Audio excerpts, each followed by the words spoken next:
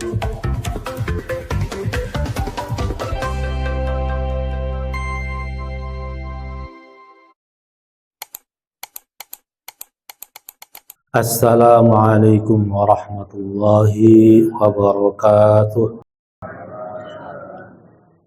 Alhamdulillah, innal hamdalillahi nahmaduhu wa nasta'inuhu wa nastaghfiruh wa na'udzu billahi min syururi anfusina wa min sayyiati a'malina. May yahdihillahu fala mudhillalah wa may yudlil fala hadiyalah.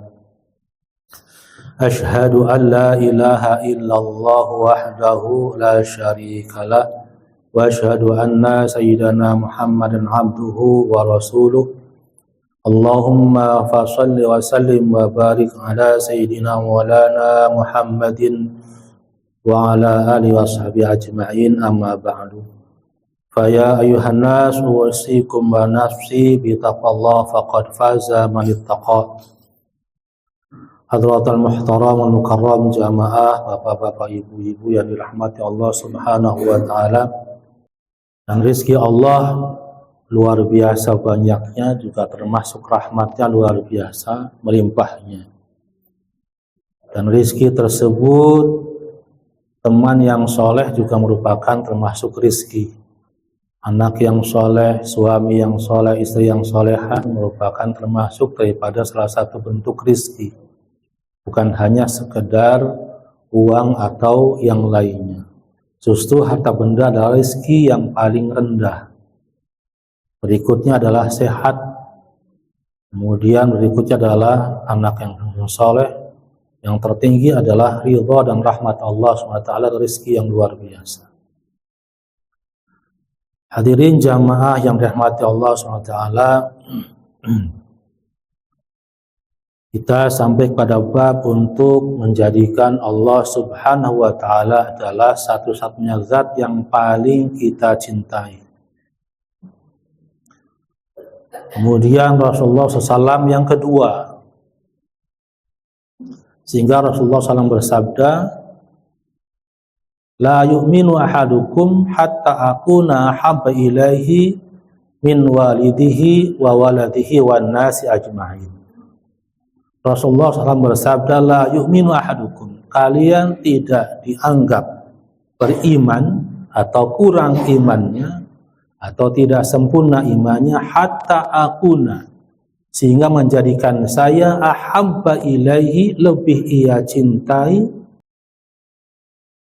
kepadanya, min walidihi, dari orang tuanya, wa waladihi, dan dari anaknya, wan nasi ajma'in, dan seluruh manusia. Jadi iman kita dianggap kurang sempurna sehingga menjadikan Allah dan Rasulnya zat yang lebih kita cintai dari segalanya. Sehingga hadis tersebut kurang lebih asbabul wurudnya, kenapa ada hadis tersebut keluar, ada ketika Rasulullah SAW berdakwah di Mekah. Kafir Quraisy luar biasa sekali menantangnya. Ada satu sahabat, anak orang kaya, ganteng luar biasa, dan wanginya luar biasa, yang apabila ketika sahabat ini berjalan, orangnya belum sampai, wanginya sudah kecium. Kemudian tampan luar biasa. Ketika sahabat berjalan, semua wanita di Mekah itu ngantri semua, pengen ngeliat. Luar biasa. Orang tua juga pada ngantri, pada teriak-teriak minta dijadikan mantu, supaya dipilih sebagai mertuanya. Turunan orang kaya, namanya sahabat Mus'ab bin Umair. Ketika dakwah Islam masuk, beliau termasuk salah satu daripada sahabat yang masuk Islam. Sehingga orang tuanya luar biasa marahnya.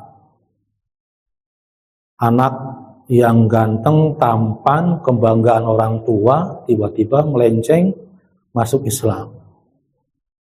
Kata bapak orang tua pada bapaknya, ibunya, keluar dari agama Muhammad, kembali ke agama nenek moyang kamu, saya sediakan semuanya. Kalau nggak keluar, kamu saya coret dari kakak. Tidak diakui sebagai anak. Sampai datang waktunya hijrah. Beliau ikut hijrah. Kemudian kata orang tuanya, tinggalkan semuanya. Kamu hanya bawa baju saja. Saya coret. Si Mus'ab bin Umair ini luar biasa, Pak. Sayangnya, cintanya sama ibunya luar biasa. Sampai nangis-nangis ibunya. Mus'ab juga nangis sampai mengajak ibunya untuk masuk Islam, nggak bisa. Cuman karena kecintaan kepada Rasulullah lebih tinggi daripada itu semua, walaupun sayangnya kayak sama ibunya ditinggalkan. Maka Rasul bersabda seperti itu.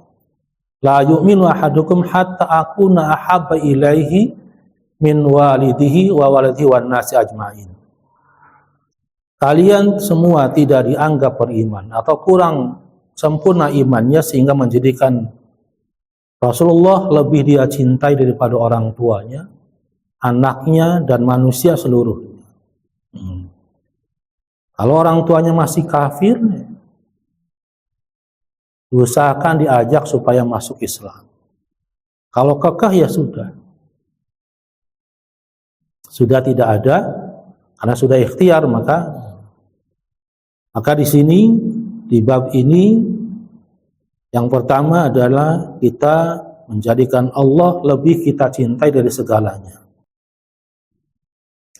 Kenapa alasannya kita harus mencintai Allah?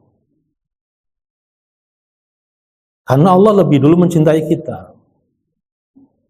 Bukan karena Allah berfirman dalam Al-Quran surat Al-Baqarah, "Walladzi khalaqalakum ma fil ardi jami'a." Dialah Allah zat yang menciptakan lakum untuk kamu semua ma fil ardi jami'a, apa-apa yang di atas bumi semuanya untuk manusia. Karena cintanya Allah kepada manusia, sehingga saking cintanya Allah sama manusia, sama hambanya ini, Allah kirimkan utusan-utusan para nabi dan rasul untuk mengajarkan, mendidik bahwasanya ada Tuhan Allah yang wajib disembah dan akan kembali ke sana. Dan fitrah manusia itu, kodratnya, semuanya percaya ada Allah, percaya ada Tuhan, dimanapun dia berada pasti.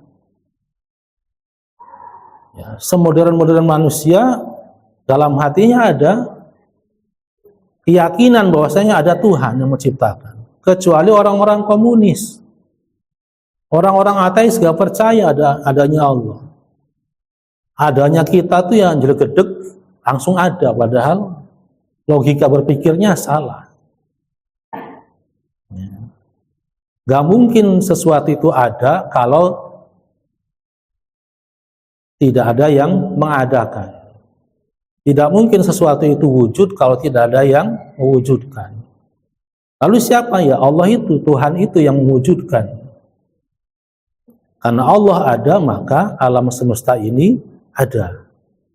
Kita ini ada. Dan alam semesta ini hadir ada karena mahabbatullah, karena rasa cinta Allah. Bahkan kita wujud ada hadir juga karena rasa cinta orang tua kita.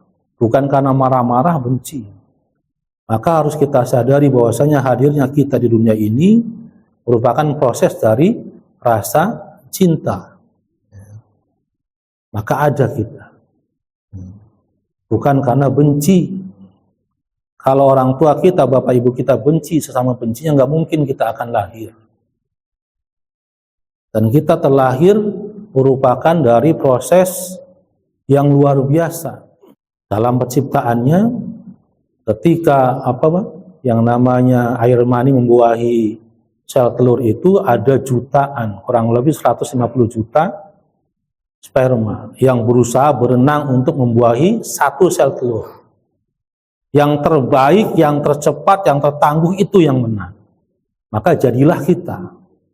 Maka kita ini diciptakan dari hal yang paling baik, paling terbaik, paling tangguh.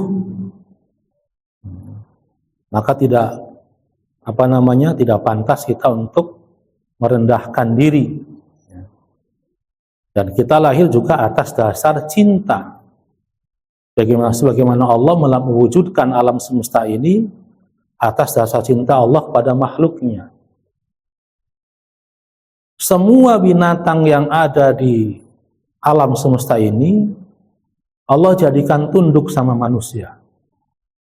Tukang kuda, lihat tuh, tukang kuda pernah ngajarin kuda enggak untuk tunduk supaya nurut? Enggak.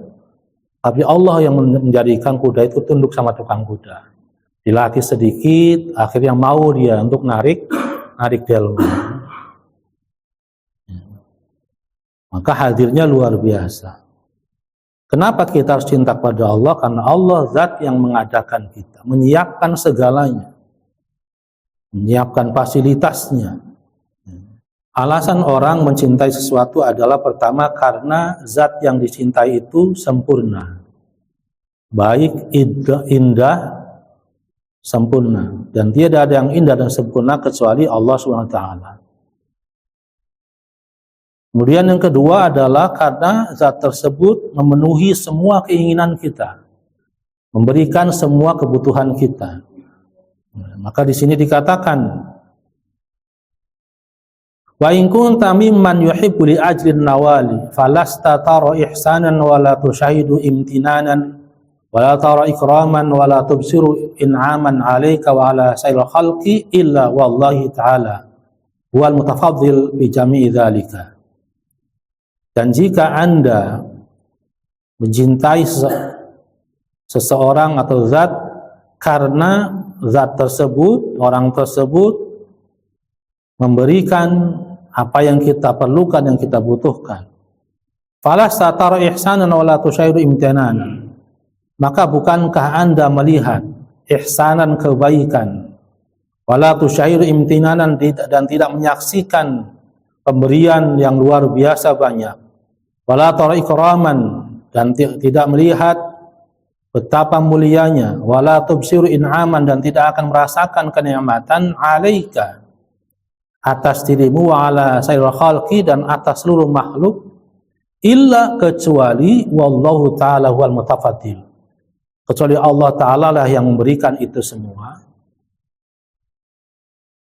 yang memiliki keutamaan bijami dzalika, atas semua nikmat, semua kebaikan, semua pemberian yang kita rasakan adalah semuanya dari Allah Subhanahu wa ta'ala, bimahtil judi wal karam, dengan seluruh kedermawanan dan kemuliaannya. Fakam min khairin qad asdahu ilaika, maka berapa banyakkah min khairin, dari kebaikan, qad asdahu ilaika, yang telah Allah berikan kepadamu. Wa kam min ni'matin qad an'ama biha alaika, dan berapa banyak kenikmatan yang sungguh telah Allah berikan kenikmatan tersebut alaika, atasmu. Fahuwa, maka Allah itu sayyiduka, adalah Tuhanmu, wa maulaka, dan junjunganmu, allazi khalaqaka, yang telah menciptakan kamu, wa hadzaka, dan memberikan petunjuk. Subhanallah, Allah itu maha kuasa, luar biasa. Dalam bahasa Arab ada kata-kata khalaqa, ada ja'ala. Khalaqa itu artinya menciptakan, ja'ala itu membuat. Dalam Al-Quran Allah berfirman, waladzi khalaqaka min turabin tsumma ja'alnahu nutfatan fi qararin makin. Dialah Allah menciptakan kamu dari tanah. Wa ja'alnakum, dan Allah jadikan, wa ja'alnakum, dan kami jadikan kamu fi qararin makin. Wa ja'alnakum nutfatan, dan kami menjadikan kamu nutfah di tempat yang amat kuat, yaitu rahim. Khalaqa Allah, ja'ala itu ada upaya dari hambanya. Wa ja'alnakum nutfatan fi qararin makin. Kenapa nggak pakai khalaqa, pakainya ja'ala? Karena di situ ada upaya suami istri. Ya, maka ja'ala, yang menjadikannya Allah. Yang berupayanya adalah suami istri atas dorongan cinta dan syahwat, kemudian jadikan nutfah di dalam rahim seorang perempuan, seorang istri. Kalau khalaqa itu mutlak Allah yang ciptakan. Tapi kalau ja'ala biasanya ada proses dari manusianya. Maka berapa banyak kenikmatan, berapa banyak yang luar biasa Allah berikan, kebaikan-kebaikan kepada kita sebagai hambanya. Cuman kadang kita sendiri tidak merasa kebaikan yang banyak, nikmat yang luar biasa. Sehingga para ahli tafsir ketika menafsiri surat Luqman, wasbahu alaikum ni'amahu zahiratan wa batinah. Surat Luqman, wasbahu alaikum, dan Allah telah sempurnakan atas kalian ni'amahu, nikmat-nikmatnya zahiratan wa batinah. Nikmat lahir dan nikmat batin. Ulama ahli tafsir menafsirkan nikmat lahir adalah semua nikmat yang bisa dirasa, yang bisa diindra, bisa dilihat, bisa disentuh, itu nikmat lahir. Berupa kesehatan, berupa makanan yang enak, minuman, jabatan, bentuk rupa yang baik, yang sempurna, punya anak-anak yang ganteng-ganteng, punya kendaraan, makan, nikmat lahir. Kemudian yang kedua, nikmat batin adalah nikmat yang hanya dirasa oleh hati kita, yaitu nikmat iman dan Islam. Sehingga Rasulullah bersabda, sungguhnya Allah memberikan nikmat lahir itu kepada siapa saja yang Allah sukai dan tidak sukai. Maka ada orang kafir, dia jadi orang kaya. Ada orang Islam yang miskin juga ada, yang kaya juga ada. Nikmat lahir itu Allah berikan kepada siapa saja hambanya yang baik disukai ataupun tidak disukai, yang dicintai Allah ataupun tidak dicintai. Tetapi innallaha la yu'ti ad-dina illa man ahab. Tetapi Allah hanya memberikan nikmat agama kecuali pada orang-orang yang Allah pilih, yang Allah cintai. Maka luar biasa sekali kita bersyukurnya. Kita termasuk orang-orang yang Allah cintai karena merasakan nikmat agama Islam. Maka kewajiban kita menjaganya dengan luar biasa. Jangan sampai jatuh ke dalam kemunafikan. Tahu itu haram, tahu itu halal, tahu itu nggak boleh tapi dilanggar. Dengan jalan nanti kita taubat. Iya kalau Allah kasih taubat, kalau enggak, luar biasa. Azab kita lebih parah daripada orang-orang yang kafir. Kita tahu itu haram, kita malah jangan sampai Allah enggak menerima taubat kita. Jadi ketika saya mengantar Allah yarham ibu mertua saya berobat ke Cicayur, ke seorang tabib, karena gagal ginjal, nggak mau dicuci darah, pengennya refleksi, kita bawa ke Cicayur, Tangerang ujung, ke refleksi, dipijit kakinya selama 2 jam pakai kayu apa, itu kakinya bengkak, kalau gagal ginjal ya, susah BAB, susah pipis. Berangkat, kemudian nyampe sana kurang lebih jam 10 malam, langsung ditangani, teriak-teriak kemudian setelah 2 jam kemudian baru bisa BAB, kemudian pipis. Tabibnya cerita ke saya, ada dulu datang pada saya sepasang suami istri pengen berobat, dilihat sakit, nggak sakit, sehat. Sakitnya apa?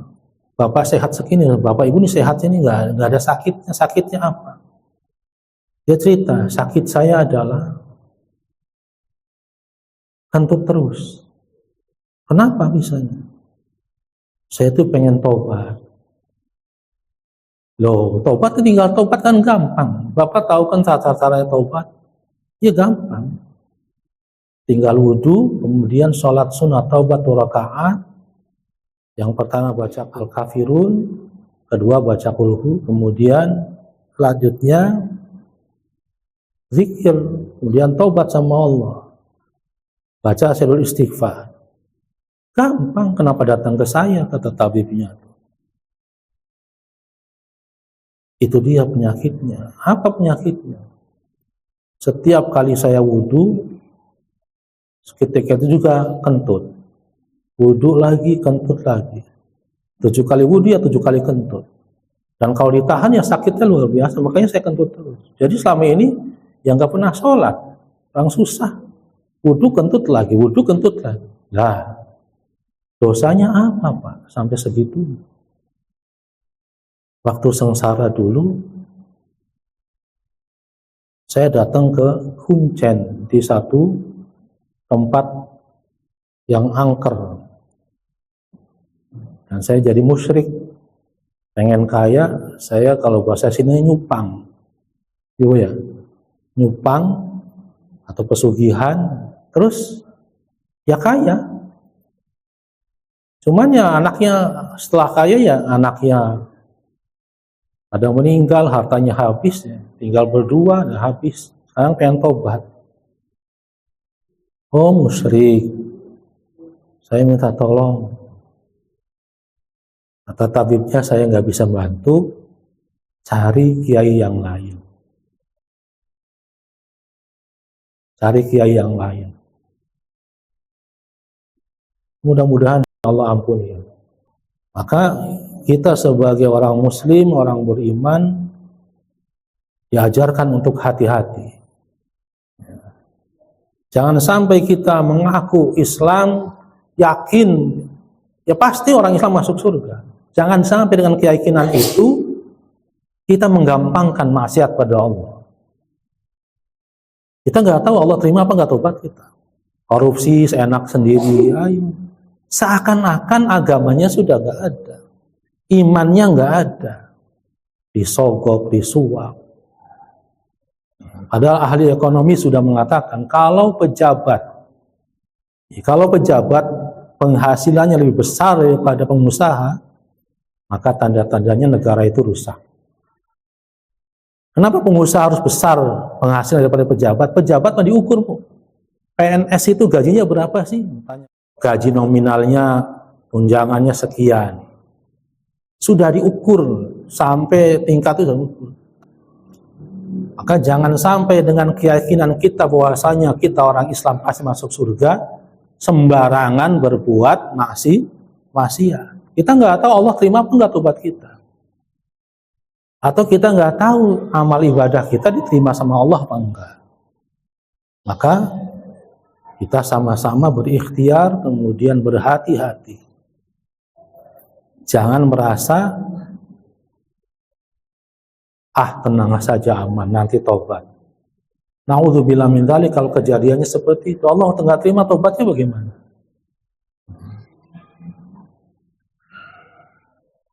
Maka ngaji, kemudian tetap istiqomah, mudah-mudahan kita dijadikan orang yang husnul khatimah. Jangan sampai merasa paling benar aliran kita, yang paling benar yang lain salah. Iya paling benar, tapi kalau su'ul khatimah bagaimana? Na'udzubillah min dzalik. Tidak ada jaminan. Kembali lagi, jangan sampai keyakinan kita bahwasanya saya memang sudah dijamin sama Allah dan Rasulnya, umat Islam pasti masuk surga. Tapi jangan sembarangan jadinya. Walaupun seburuk-buruk umat Islam pasti masuk surga, iya, tapi kan ada prosesnya dulu, seberapa banyak dosanya dia lakukan, maksiat yang dilakukan. Kita sih mohon pada Allah mudah-mudahan termasuk dari golongan orang yang umat Rasulullah 70.000 yang masuk surga bi ghairi hisab, tanpa hisab. Bukan nggak ada salahnya, ada tapi di ma'fu. Contohnya kayak kita nih punya orang tua, sudah sepuh hidup bareng dengan kita, kita ngasuh orang tua kita, ngurus. Kira-kira ada salahnya nggak, Pak? Ketika kita ngurus orang tua kita, pasti ada marahnya. Salah nggak ketika marah? Ngedumel kita ketika ngedumel, salah nggak? Bapak udah pikun, susah nyusahin aja. Walaupun itu kan salah, tapi kesalahan kita dalam rangka kita berbakti sama orang tua. Ngurusin orang tua, waktu kakak yang jauh mah nggak ngurusin kita, yang ngurusin itu luar biasa. Itu yang namanya bighairi hisab, ada salahnya tapi dimaafkan.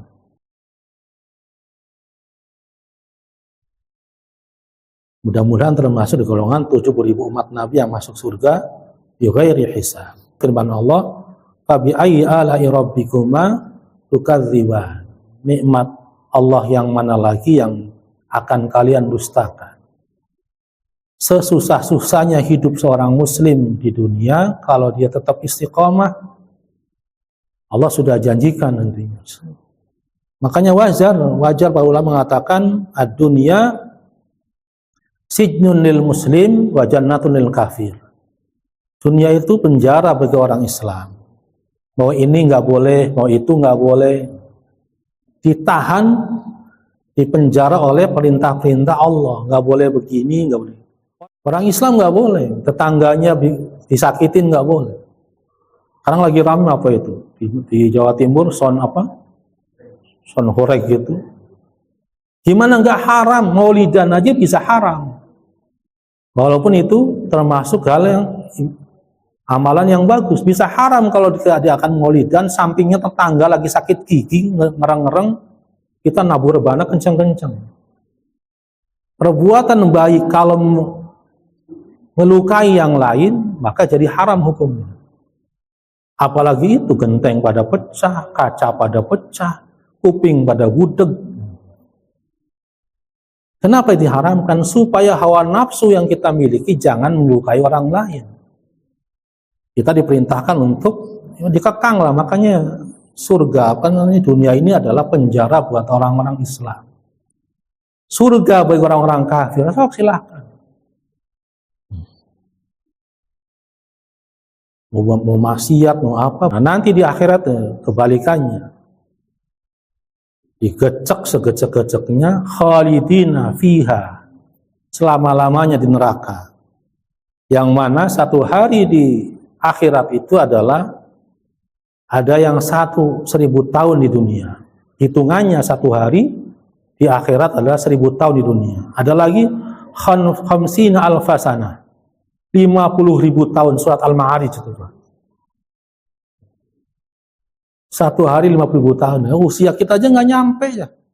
Berhati-hati ketika melangkah, memberikan putusan, melihat jauh ke depan, bukan sekedar nurutin hawa nafsu. Sampai Rasulullah bersabda pada sahabatnya, apa yang akan kamu lakukan jika di tangan kananmu ada 1 biji kurma, sementara besok mau kiamat? Dibuang. Ngapain nanam? Besok kiamat?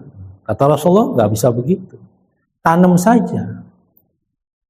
Besok kiamat bukan urusan. Kamu menanam saja sudah mendapatkan pahala. Menanam pohon juga termasuk shadaqatun jariyah. Di mana apabila ada pohon yang kita tanam, di situ hidup semut, bikin sarang, maka pahala ribuan semut yang di situ, kita menyediakan tempat bernaung buat semut, dapat pahala kita. Ada burung kehujanan nemplok di pohon tadi, bernaung, dapat pahala. Oksigen yang keluarkan sama pohon, dapat pahala. Maka luar biasa. Islam itu ya'lu wa la yu'la alaih. Ajarannya tinggi. Pohon dilindungi. Maka bagaimana kita supaya sampai kepada husnul khatimah. Wallahu a'lam bishawab. Kita sama-sama akhiri dengan membaca doa kifaratul majlis. Subhanakallahumma bihamdika asyhadu an la ilaha illa anta astaghfiruka wa atubu ilaik. Wal 'afwu minkum. Wassalamu alaikum warahmatullahi wabarakatuh.